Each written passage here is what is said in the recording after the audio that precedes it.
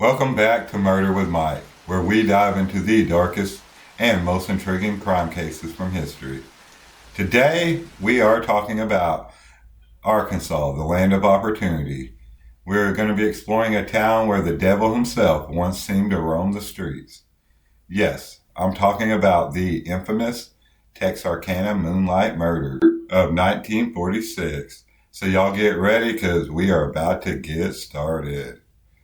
All right, picture this. It is April 1946, and the world is just starting to find its feet again after the horrors of World War II. The town of Texarkana, straddling the line between Texas and the great state of Arkansas, is a place where good old Southern charm meets the Wild West.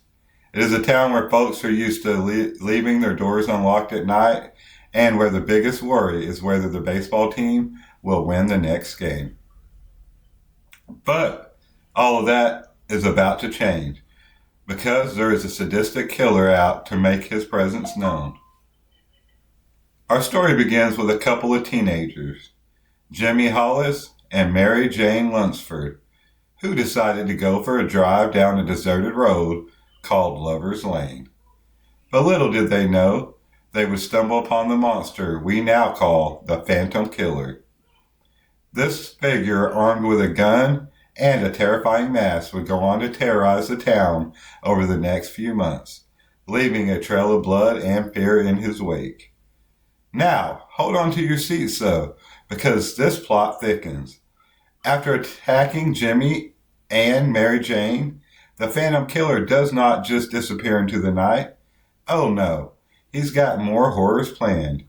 Over those next few weeks, he strikes again and again, targeting young couples and leaving the local law enforcement scratching their heads.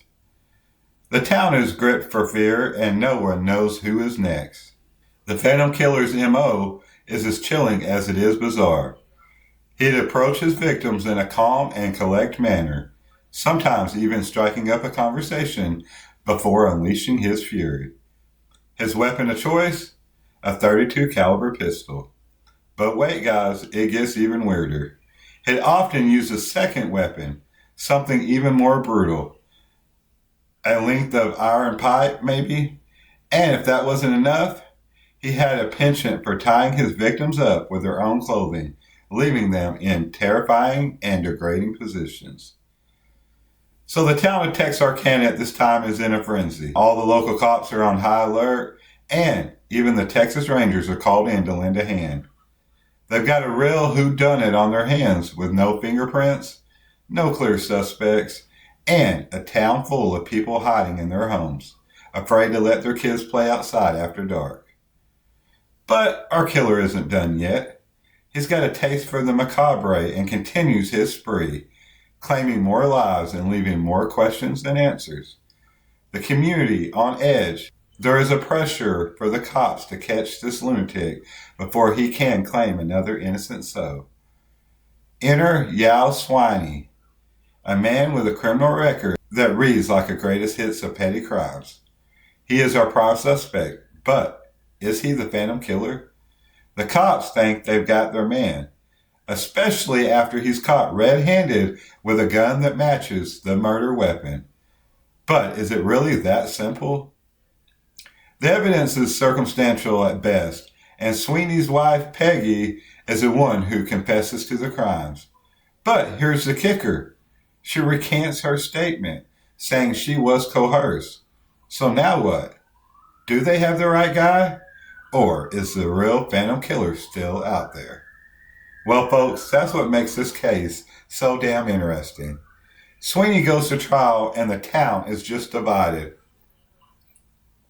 Some are convinced he's the monster they've been hunting, while others think he's just a scapegoat. In the end, Sweeney is convicted and sent to the electric chair, but this case is far from closed. Over the years, new evidence has come out to light among the crime aficionados. Some say it was Sweeney, others point a finger at his accomplices, and there are even whispers of a copycat killer. So let's break it down, y'all. The Phantom Killer was cunning, brutal, and seemingly without remorse.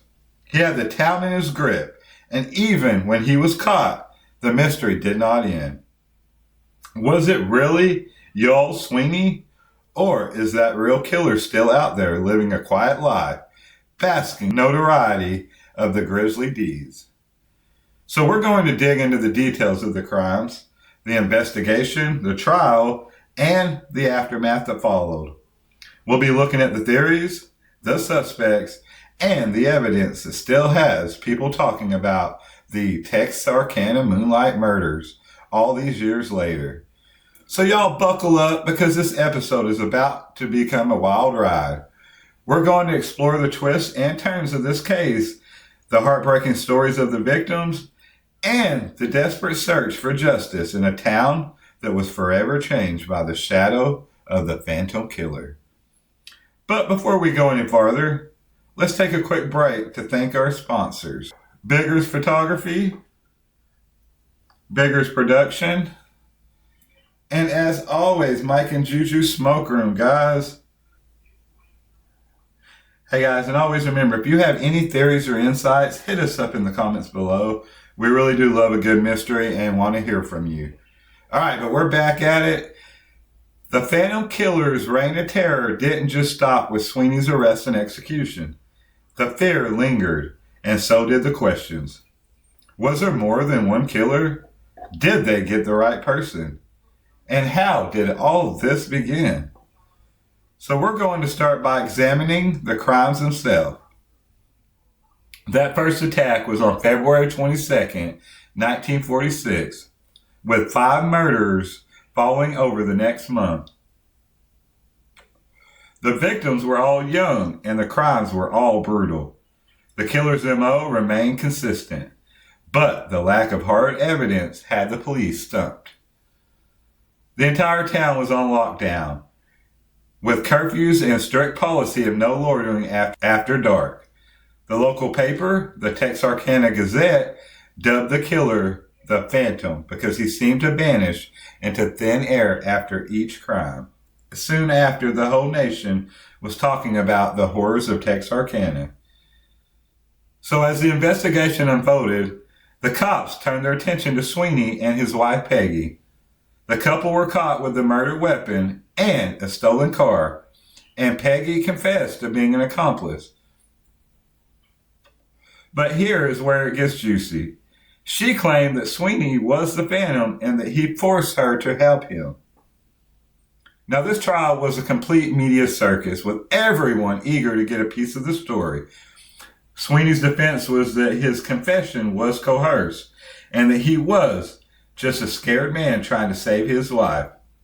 But the jury wasn't buying it, and he was sentenced to death. Now, let's talk about the evidence. There were no fingerprints, no DNA, no smoking guns, just a bunch of eyewitness accounts and a dubious confession. The case against Sweeney was most likely based on circumstantial evidence and his own wife's testimony. But here is where things get wild, y'all. After the trial, more suspects emerged. Some say it was a man named Virgil Presley, who was an ex-con with a penchant for wearing a mask. Others would point to a local man named Henry Bookout, who had a history of assaulting women. The case of the Texarkana Moonlight Murders is a classic unsolved mystery, one that's been picked apart and debated for decades. The town of Texarkana has never recovered from the fear that gripped it back in 1946, and the legend of the Phantom Killer lives on. So, what do you think? Did they catch the right guy? Or is the Phantom still out there waiting for his next victim under the light of the moon? Let us know your thoughts in the comments, and don't forget to hit that subscribe button for more episodes of Murder with Mike. And remember, if you or someone you know has any information about the unsolved case or any unsolved case, do not keep it to yourself, guys. Contact your local enforcement or a trusted crime-fighting organization. You could be the one to finally bring closure to a family that's been waiting for justice for way too long.